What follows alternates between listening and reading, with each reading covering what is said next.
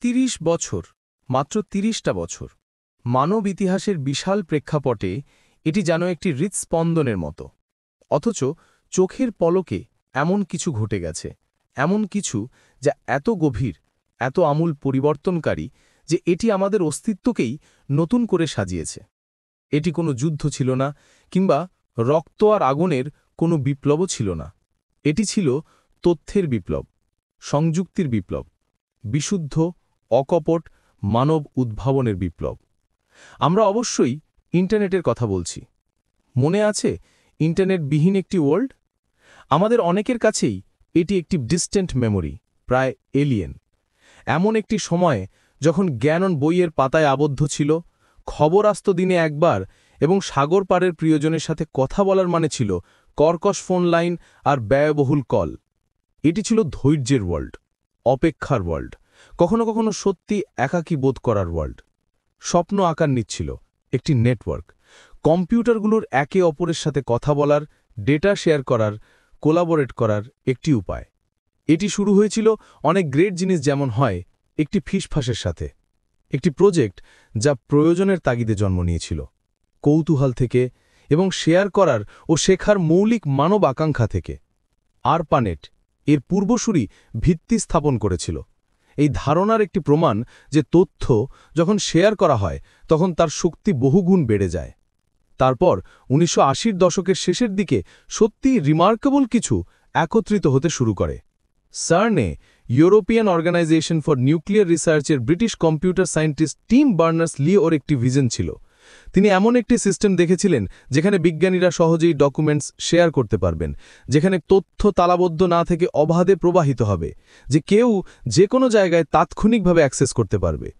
তিনি শুধু স্বপ্ন দেখেননি, তিনি এটি তৈরি করেছিলেন। তিনি আমাদের HTML, HTTP এবং URLs দিয়েছিলেন। তিনি আমাদের ওয়ার্ল্ড ওয়াইড ওয়েব দিয়েছিলেন। এটি কোনো এক্সপ্লোশন ছিল না প্রথমে, বরং একটা কোয়েট হামের মতো।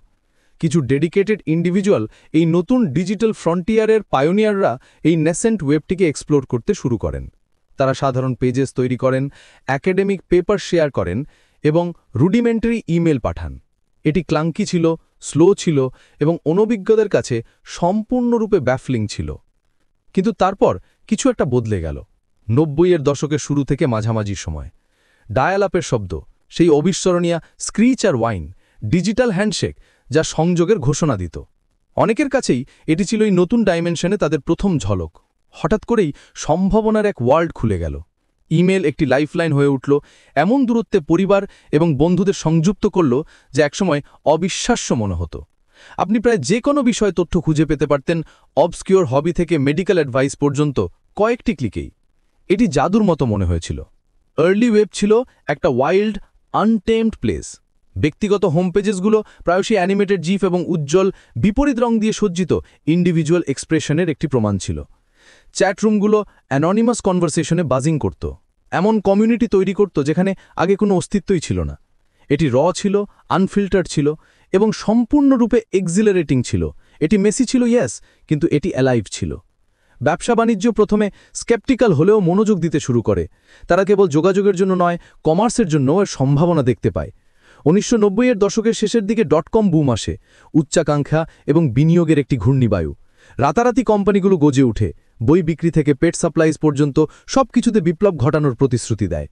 এটি ইনোভেশন, স্পেকুলেশন এবং কখনো কখনো স্পেকট্যাকুলার ক্র্যাশের একটি ডিজিং এরা ছিল। কিন্তু এমনকি ব্যর্থতাগুলো আরও রোবাস্ট, আরও রেজিলিয়েন্ট কিছুর পথ তৈরি করেছিল। নতুন সহস্রাব্দ যখন শুরু হয় তখন ইন্টারনেট সত্যিই মেনস্ট্রিমে তার আরোহণ শুরু করে। ব্রডব্যান্ড কানেকশনগুলো ডায়াল-আপের জায়গা নিতে শুরু করে, গতি এবং স্টেবিলিটি নিয়ে আসে। গুগল সার্চিংয়ের সমার্থক হয়ে যায়। এর ক্লিন ইন্টারফেস ইয়েস্টারিয়ারের ক্লাটেড পোর্টালগুলোর থেকে সম্পূর্ণ ভিন্ন ছিল। এবং তারপর আসে সংযোগের বিপ্লব, social media, MySpace, Facebook, Twitter. এই প্ল্যাটফর্মগুলো ফান্ডামেন্টালি পরিবর্তন করেছে আমরা একে অপরের সাথে কিভাবে সম্পর্ক রাখি। আমরা আমাদের জীবন, আমাদের চিন্তা, আমাদের ছবি, ফ্রেন্ডস, ফ্যামিলি এবং এমনকি স্ট্রেঞ্জার্সদের সাথে ইনস্ট্যান্টলি শেয়ার করতে পারতাম। এটি গ্লোবাল কমিউনিটির অনুভূতি তৈরি করেছিল, একটি ডিজিটাল টাউন স্কোয়ার যেখানে পৃথিবীর প্রত্যেক কোণ থেকে ভয়েসের শোনা যেত। অনেকের কাছে এটি দূরত্ব ঘোচানো, পুরনো বন্ধুদের সাথে কানেক্টিংয়ের মতো এবং এমন নতুন বন্ড তৈরি করার মতো মনে হয়েছিল যা আগে কখনো সম্ভব ছিল না। মনে হয়েছিল ওয়ার্ল্ডটি ছোট হয়ে গেছে, ভয়কর উপায় নয়, বরং একটা কমফর্টিং এমব্রেসের মতো। ইন্টারনেট আর কেবল টেক্সট আর ইমেজের মধ্যে সীমাবদ্ধ ছিল না, এটি ভিজুয়াল, অডিটরি, ইন্টারঅ্যাক্টিভ হয়ে উঠল। ইউটিউব একটি ফেনোমেনন হিসেবে আবির্ভূত হয়েছিল, কন্টেন্ট ক্রিয়েশনকে ডেমোক্রেটাইজ করেছিল। একটি ক্যামেরা এবং একটি ইন্টারনেট কানেকশন সহ যে কেউ একজন ফিল্ম মেকার, একজন মিউজিশিয়ান, একজন টিচার হতে পারত। এটি মিলিয়ন্সদের ভয়েস দিয়েছিল, এমন ট্যালেন্ট আর পার্সপেক্টিভসকে শোকেস করেছিল যা অন্যথায় আনসিন থেকে যেত। এটি শুধু প্যাসিভ কনজাম্পশন ছিল না, এটি ছিল অ্যাক্টিভ পার্টিসিপেশন। এটি তথ্যের ল্যান্ডস্কেপকেও রূপান্তরিত করেছিল। খবর আর সকালের কাগজের জন্য বা সন্ধ্যার ব্রডকাস্টের জন্য অপেক্ষা করত না। এটি ছিল ইনস্ট্যান্ট, কনস্ট্যান্টলি আপডেটেড, রিয়েল টাইমে শেয়ার করা।